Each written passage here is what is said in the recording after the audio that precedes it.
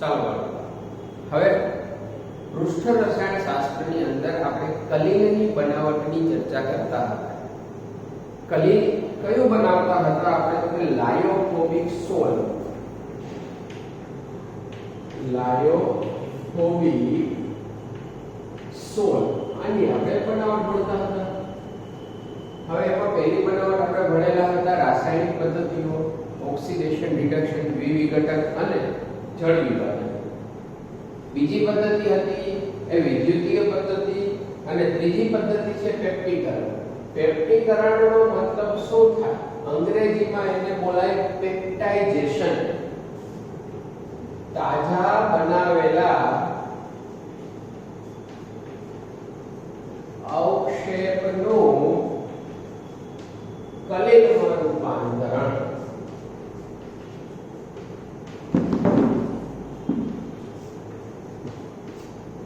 તો પેપ્ટાઇઝેશન એટલે કે પેપ્ટીકરણનો મતલબ શું થાય? તો કે તાજા બનાવેલા અવક્ષેપનું કલીલમાં રૂપાંતરણ. હવે બાળકો આપણે અવક્ષેપ નરી આંખે જોઈ શકીએ. તમે પ્રયોગશાળામાં જઈને જોયેલું હશે. તો અવક્ષેપ આપણને નરી આંખે દેખાય છે, એનો મતલબ શું? તો કે અવક્ષેપ જે છે એ કલીલ કરતા મોટા હોય છે. આપણે શું કરવાનું છે? તો કે અવક્ષેપને તોડી અને એને કલીલમય કણોમાં રૂપાંતરિત કરવાનું છે. આ પદ્ધતિને બોલાય પેપ્ટીકરણ. અવક્ષેપને તોડવા માટે આપણે વિદ્યુત વિભાજ્યો એટલે એવા સંયોજનો કે જેનું આયનીકરણ થઈ શકે, વિદ્યુત વિભાજ્યોની મદદ લેશું અને આ વિદ્યુત વિભાજ્યોને આપણે બોલશું પેપ્ટીકરણ કરતા. ચાલો એક સિમ્પલ ઉદાહરણ લઈએ. દાખલા તરીકે આપણી પાસે તાજો બનાવેલો FeOH થ્રાઇસ, આનો અવક્ષેપ છે. ફેરિક હાઇડ્રોક્સાઇડનો અવક્ષેપ છે. હવે ફેરિક હાઇડ્રોક્સાઇડનો અવક્ષેપ છે, આનો મતલબ શું? તો કે આ એક મોટો કણ છે. આપણે આને તોડી અને નાના કણમાં રૂપાંતરિત કરવો છે.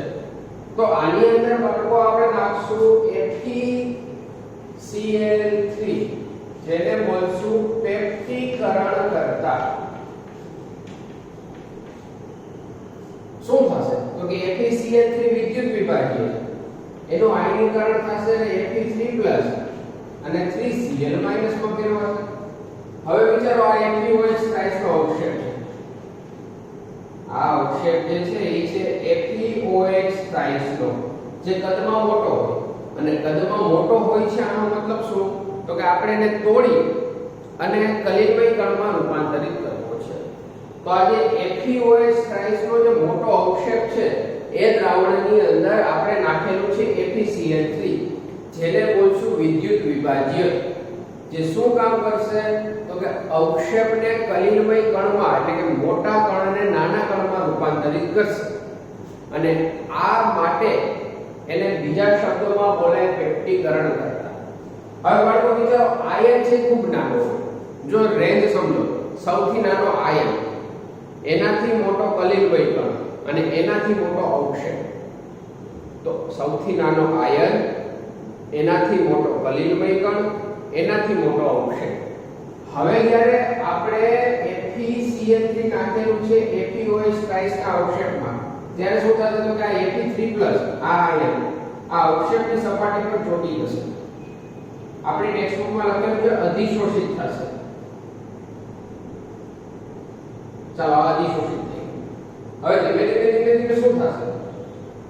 તો કે આ અધિશોષિત આયન છે એ અવક્ષેપને નાના નાના ટુકડામાં રૂપાંતરિત કરી દેશે. એનો મતલબ કે જે મોટો અવક્ષેપ હતો, જે મોટો પ્રેસિપિટેટ હતો, હવે એ Fe3+ આયનની મદદથી ધીમે ધીમે નાના કણમાં રૂપાંતરિત થાય છે. બાળકો યાદ રાખો, અવક્ષેપમાં જે આયન હોય એવો એક કોમન આયન પેપ્ટીકરણ કરતામાં હોવો જ જોઈએ. દાખલા તરીકે FeOH થ્રાઇસનો અવક્ષેપ હતો તો આપણે પેપ્ટીકરણ કરતા તરીકે FeCl3 લીધું, Fe કોમન આયન. બીજું આપણે લઈ શકીએ NH4OH, એમોનિયમ હાઇડ્રોક્સાઇડ, કે જેમાં OH કોમન આયન. આનું સિમ્પલ હું તમને લોજિક સમજાવું. દાખલા તરીકે તમે સ્કૂલમાં બેઠા છો હવે તમે જ્યારે સ્કૂલમાં બેઠા છો અને સ્કૂલના નીચે ગ્રાઉન્ડમાં એક મોટો ચોકલેટ બોલ પડેલો છે. મોટો એટલે તમે વિચારો તો એક ફોર વ્હીલ જેવો એક ટ્રક જેવો ચોકલેટ બોલ પડેલો છે. હવે આ ટ્રક જેવો ચોકલેટ બોલ છે, તમને કે જાઓ આટલો ચોકલેટ લઈ આવો, તો તમે શું કરશો?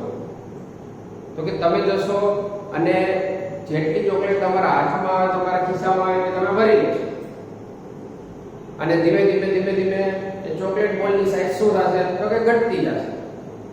તો વિચારો તમે શું કર્યું? તો કે મોટા કણને નાના કણમાં ફેરવો. આ વખતે તમારું કાર્ય થયું પેપ્ટીકરણ કરતા તરીકે. ચોકલેટ બોલ હતો જે મોટો, એને આપણે અવક્ષેપ કહી શકીએ અને પછી તમે જે નાના નાના કણમાં ફેરવી દીધો છે એને બોલશું આપણે કલી.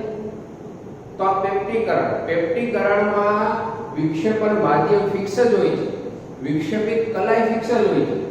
વિક્ષેપિત કલા દાખલા તરીકે એક્યુઆઈ સ્પાઇસ ની જ હતી, પણ એ કદમાં મોટા હતા એટલે એને નાના કદમાં ફેરવવા માટે આપણે શું કર્યું? તો કે કોઈ એક વિદ્યુત વિભાજ્ય કે જેને બીજા શબ્દોમાં બોલાય પેપ્ટીકરણ કરતા, એનો આપણે ઉપયોગ કર્યો અને આ કલી બનાવ્યો છે. હવે બાળકો વિચારો, તો આપણે દર વખતે એવું કહીએ છીએ કે લાયોફોબિક સોલ બનાવવો મુશ્કેલ, દ્રવ વિરાગી સોલ બનાવવો મુશ્કેલ. આનું કારણ શું છે? તો કે એમાં ડીપી અને ડીએમ વચ્ચે અપાકર્ષણ હોય છે જે સરળતાથી ભેગા થઈ શકતા નથી. એટલે એમાં સ્થાયી કારકની જરૂર પડે. એ સ્થાયી કારક શું છે અને જો સ્થાયી કારક વધી જાય તો એની અસર શું થાય, એની ચર્ચા આપણે આગળ ઉપર આ જ ચેપ્ટરમાં કરવાની છે. હવે આ થઈ કલીલની બનાવટ. તો કલીલ બનાવવા માટેની ત્રણ પદ્ધતિઓ, એક રાસાયણિક પદ્ધતિ, બીજું વિદ્યુતીય પદ્ધતિ અને ત્રીજી જે હતી એ પેપ્ટીકરણ. હવે આપણે ભણીએ કે આજે આપણે સોલ બનાવી લીધો છે, એમાં કોઈ અશુદ્ધિ હોય તો શું કરવું? તો કે એને દૂર કરવામાં આવે.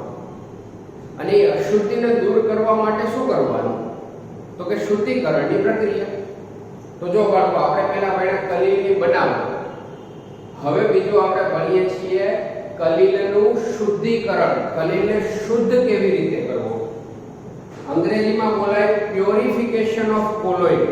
કલીલનું શુદ્ધિકરણ. તો ચાલો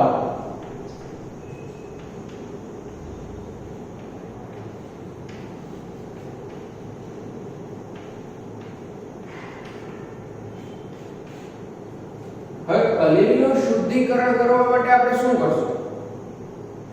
તો કે કલીલના શુદ્ધિકરણ માટે પહેલા એ વિચારવું પડે કે એમાં અશુદ્ધિઓ શેની હોય. તો તમે કોઈ પણ રીતે કલીલ બનાવો છો અથવા કલીલને સ્થાયી કરવા એની અંદર સ્થાયી કારક એટલે કે સ્ટેબિલાઇઝર નાખો છો, તો આ દરેક વસ્તુની વધુ પ્રમાણની માત્રા એમાં અશુદ્ધિ સ્વરૂપે રહે. તો આ અશુદ્ધિને દૂર કરવા માટે આપણે ભણીએ કલીલનું શુદ્ધિકરણ. હવે સામાન્ય રીતે બાળકો યાદ રાખો, કલીલની અંદર શું હોય? તો કે કલીલમય કણો, કલીલમય કણો તથા અશુદ્ધિ. અને અશુદ્ધિ છે બાળકો, એનું કદ કલીલમય કણો કરતા હંમેશા નાનું હોય, તો જ એમાં અશુદ્ધિ સ્વરૂપે રહી શકે. તો કદ જે છે એ કોનું મોટું હોય? તો કે કલીલમય કણો. અશુદ્ધિનું કદ કેવું હોય? નાનું. તો આપણે શું કરશું? તો કે કલીલમય કણો અને અશુદ્ધિને સેપરેટ કરી દઈશું, એટલે કે અશુદ્ધિને કલીલમય કણોમાંથી દૂર કરી દઈશું અને આપણને શું મળી જશે? તો કે શુદ્ધ કલીલ. હવે એના માટે ઘણી બધી પદ્ધતિઓ આવે. એમાં ત્રણ પદ્ધતિ આપણી ટેક્સ્ટ બુકમાં છે. એમાં પહેલી છે ડાયાલિસિસ.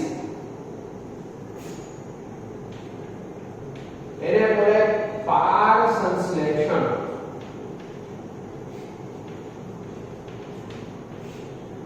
બાયોલોજી વાળા બાળકોને ખ્યાલ હોય હિમોડાયાલિસિસ આવે. આપણા શરીરની જ્યારે કિડની કામ કરતી બંધ થઈ જાય ત્યારે શરીરમાં જે પ્યોરિફિકેશન શુદ્ધિકરણની જે પ્રક્રિયા છે એ મશીન દ્વારા બહારથી કરાવવી પડે, જેને બોલાય હિમોડાયાલિસિસ.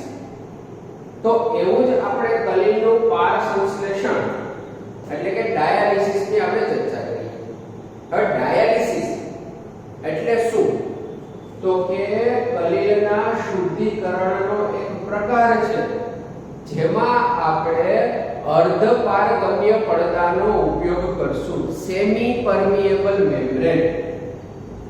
તો અર્ધ પારગમ્ય પડદો લેશું આપણે.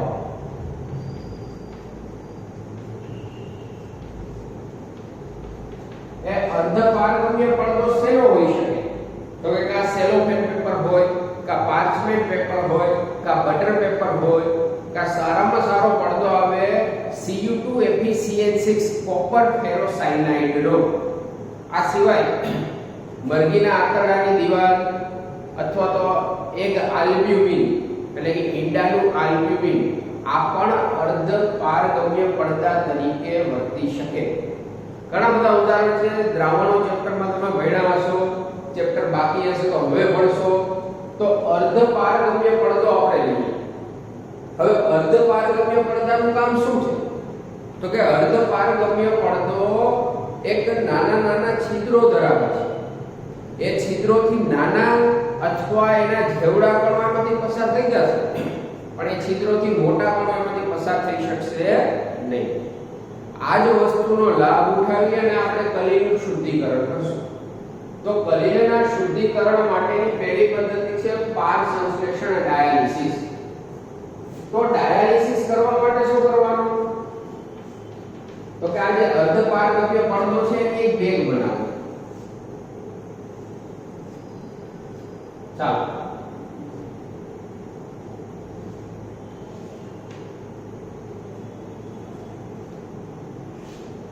આ એક અર્ધ પારગમ્ય પડદા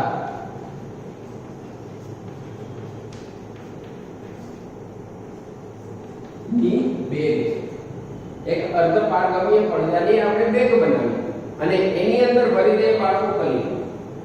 ચાલો આની અંદર આપણે ભરી દઈએ કલીલ કે જેનું આપણે શુદ્ધિકરણ કરવું છે. હવે વિચારો કલીલની અંદર શું છે બાળકો? તો કે અશુદ્ધિ છે. તો ચાલો આ છે કે કલીલમાં રહેલી અશુદ્ધિ.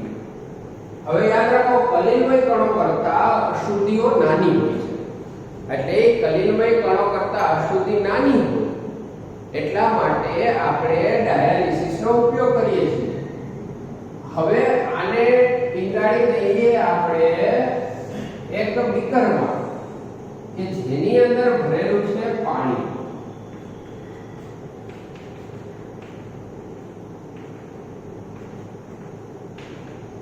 હવે પાણી ભરેલું છે, આશ્રુતિની ઘટના થાય અને અંગ્રેજીમાં બોલાય ઓસ્મોસિસ. ઓસ્મોસિસની ઘટના થશે એટલે શું થશે બાળકો? તો કે જે કદમાં નાના કણો છે ધીમે ધીમે ધીમે ધીમે બહાર નીકળતા રહેશે, વધુ સાંદ્રતાથી ઓછી સાંદ્રતા તરફ. અશુદ્ધિની સાંદ્રતા વધારે બેગમાં છે કે પાણીમાં છે? તો કે બેગમાં, કારણ કે બેગમાં આપણે કલીલ ભરેલું છે. તો એ જે અશુદ્ધ કલીલ છે એમાં રહેલી અશુદ્ધિ એ ધીમે ધીમે ધીમે ધીમે આ બેગમાંથી બહાર નીકળશે અને ધીમે ધીમે ધીમે ધીમે પાણીમાં ભેગી થતી જશે. પણ બાળકો ઘણીવાર એવું થાય કે જાજો ટાઈમ સુધી આ ડાયાલિસિસ થાય તો અશુદ્ધિ લગભગ બધી બહાર નીકળી જાય. તો શું થાય? તો કે બહાર અશુદ્ધિની સાંદ્રતા વધી જાય, અંદર ઘટી જાય તો પાછી રિવર્સ પ્રક્રિયા થઈ જાય. આવું ન થાય એટલા માટે સિફોન સિસ્ટમ રાખવામાં આવે. હવે સિફોન સિસ્ટમ એટલે શું? તો કે એક બાજુથી પાણીનો ઇનલેટ, બીજી બાજુથી પાણીનો આઉટલેટ. એટલે એક તરફથી ફ્રેશ વોટર આવતું રહે, ચોખ્ખું પાણી આવતું રહે અને બીજી બાજુથી વેસ્ટ વોટર, ખરાબ પાણી છે ધીમે ધીમે નીકળતું રહે. તો એક બાજુથી ફ્રેશ પાણી આવે, બીજી બાજુથી નકામું પાણી દૂર થાય એટલે દર વખતે પાણી આમાં નવું જ રહે. એટલે રિવર્સ પ્રક્રિયા જે છે એ થવાની કોઈ સંભાવના રહેતી નથી. તો આ થઈ ગયું ડાયાલિસિસ. ડાયાલિસિસ ખૂબ સરળ પદ્ધતિ છે, ખૂબ સરસ પદ્ધતિ છે, પણ આની એક મર્યાદા છે. શું મર્યાદા છે? તો કે આ પદ્ધતિ ખૂબ ધીમી છે. તો આ પદ્ધતિને ઝડપી બનાવવા કરવું શું? તો તો કે આ પદ્ધતિને ઝડપી બનાવવા માટે બંને બાજુ વિદ્યુત ધ્રુવો ગોઠવી દો. તો આ બીજો પ્રકાર થઈ ગયો જેને આપણી ટેક્સ્ટબુકમાં લખેલું છે વિદ્યુતીય પાર સંશ્લેષણ, ઇલેક્ટ્રિકલ ડાયાલિસિસ. તો આની અંદર શું થાય તો કે સિસ્ટમ સેમ જ છે પણ બે બાજુ આપણે શું ગોઠવી દીધું છે તો કે વિદ્યુત ધ્રુવ, એક ધન ધ્રુવ અને એક ઋણ ધ્રુવ.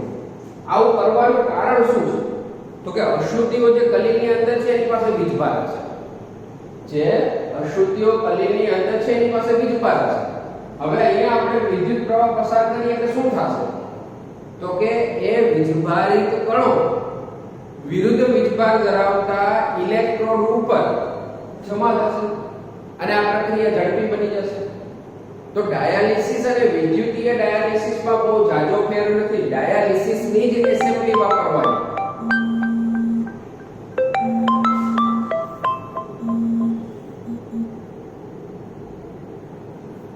ડાયાલિસિસની જ એસેમ્બલી વાપરવાની પણ યાદ રાખો બાળકો આની અંદર ફક્ત બે વિદ્યુત ધ્રુવો એક્સ્ટ્રા રાખવામાં આવે છે કે જેનાથી શું થાય તો કે પ્રક્રિયા ઝડપી બને. આના પછી જે નેક્સ્ટ પદ્ધતિ છે એને બોલશું અલ્ટ્રા ફિલ્ટ્રેશન. તો પહેલી પદ્ધતિ થઈ ગઈ પાર સંશ્લેષણ, બીજી પદ્ધતિ થઈ ગઈ વિદ્યુતીય પાર સંશ્લેષણ.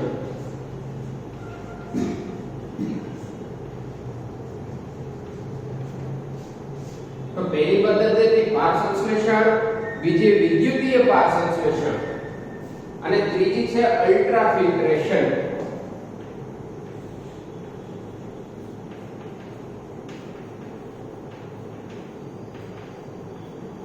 તો અલ્ટ્રા ફિલ્ટ્રેશન શું છે તો કે ગાળણ છે. ગાળીએ છીએ આપણે કલીને. શેનાથી ગાળશું તો કે ફિલ્ટર પેપરથી. પણ બાળકો યાદ રાખો ફિલ્ટર પેપરની અંદર રહેલા છિદ્રો ખૂબ મોટા હોય. ખૂબ મોટા છિદ્રો હોવાના લીધે શું થાય તો કે જો આમાંથી આપણે કલીને પસાર કરીએ તો કલીને પસાર થઈ જાય અને અશુદ્ધિઓ પસાર થઈ જાય. એટલે ઓર્ડિનરી સાદું ફિલ્ટર પેપર ચાલશે નહીં. કારણ કે એમાં રહેલા છિદ્રો મોટા હોવાના લીધે જ્યારે ગાળણની પ્રક્રિયા કરશું ત્યારે કલી અને અશુદ્ધિ બંને પસાર થઈ જશે. આવું ન થાય એટલે શું કરવાનું તો કે આ ફિલ્ટર પેપરના છિદ્રોને નાના બનાવવાના. અને એ છિદ્રો નાના બનાવવા માટે શું કરવાનું તો કે આ ફિલ્ટર પેપરને 4% નાઇટ્રોસેલ્યુલોઝ 4% નાઇટ્રોસેલ્યુલોઝના આલ્કોહોલ તથા ઇથરના દ્રાવણમાં ડુબાડવાનું. જેને સંચેચન લખેલું છે આપણી ટેક્સ્ટબુકમાં. દાખલા તરીકે આપણી પાસે એક બીકર છે. આ બીકરની અંદર 4% નાઇટ્રોસેલ્યુલોઝનું દ્રાવણ છે. એ દ્રાવણ શેમાં બનાવેલું છે તો કે નાઇટ્રોસેલ્યુલોઝને કાં આલ્કોહોલમાં ઓગાળેલો છે અથવા એ નાઇટ્રોસેલ્યુલોઝને ઇથરમાં ઓગાળેલો છે. અને એ જે દ્રાવણ બનેલું છે એની અંદર આપણે શું કરશું તો કે ફિલ્ટર પેપર ડુબાડશું. હવે બાળકો એની અંદર ફિલ્ટર પેપર ડુબાડીએ એટલે શું થાય તો કે નાઇટ્રોસેલ્યુલોઝના અમુક કણો જે છે આ છિદ્રોમાં ફસાઈ જાય. હવે નાઇટ્રોસેલ્યુલોઝના કણો છિદ્રમાં ફસાઈ જાય છે ફિલ્ટર પેપરના. એટલે ધીમે ધીમે ફિલ્ટર પેપરના છિદ્રોની સાઈઝ નાની થતી જાય. હવે છિદ્રોની સાઈઝ નાની થતી જાય એટલે શું થાય તો કે એક સમય એવો આવશે કે છિદ્રો એટલા નાના બની ગયા છે કે જેમાંથી ખાલી કલીલમય કણો જ અશુદ્ધિ જ પસાર થઈ શકશે. કલીલમય કણો પસાર થઈ શકશે નહીં. આનાથી શું થશે તો કે હવે આ ફિલ્ટર પેપરનો ઉપયોગ કરી અને આપણે કલીના શુદ્ધિકરણની પ્રક્રિયા કરી શકશું. પણ આ જે દ્રાવણમાં આપણે ડુબાડીએ એટલે ફિલ્ટર પેપર છે નરમ થઈ જાય. એટલે એને સખત બનાવવા માટે પાછું હાર્ડ બનાવવા માટે એને ફોર્માલ્ડિહાઇડના દ્રાવણ સાથેની પ્રક્રિયા કરવામાં આવે. ફોર્માલ્ડિહાઇડના દ્રાવણમાં એને ડુબાડવામાં આવે. જેનાથી શું થાય તો કે જે ફિલ્ટર પેપર સોફ્ટ થઈ ગયું તો એ પાછું હાર્ડ થઈ જશે, નોર્મલ થઈ જશે. અને પછી એમાંથી કલીલ પસાર કરશો એટલે શું થશે તો કે કલીલમાં રહેલી અશુદ્ધિઓ એ ફિલ્ટર પેપરમાંથી પસાર થઈ જશે પણ કલીલના કણો પસાર થઈ શકશે. આ પદ્ધતિને ઝડપી બે રીતે બનાવી શકાય કે અહીંયાથી સક્શન કરો. સક્શન એટલે શું તો કે અહીંયાથી તમે વધારે પ્રેશરથી ખેંચો એટલે શું થાય તો કે ઝડપી કા ઉપરથી દબાણ આપો. આપણે કેમ ચા ગાળીએ તો ચા ગાળવાની પ્રક્રિયા ઝડપી બનાવવા આપણે ઉપર ચમચીથી ગળણીની અંદર દબાવીએ છીએ, ઉપરથી પ્રેશર આપીએ છીએ કે પ્રક્રિયા ઝડપી બને. એમ અહીંયા ફિલ્ટર પેપરમાં કાઢીને ઉપરથી પ્રેશર આપી શકો ફિલ્ટર પેપરની અથવા નીચેથી સક્શન કરો એના લીધે શું થાય તો કે અશુદ્ધિઓ બધી નીચે. અને આ થઈ ગયા કલીલના શુદ્ધિકરણના અલગ અલગ પદ્ધતિઓ. ચાલો આટલું નોટ ડાઉન કરી લેજો.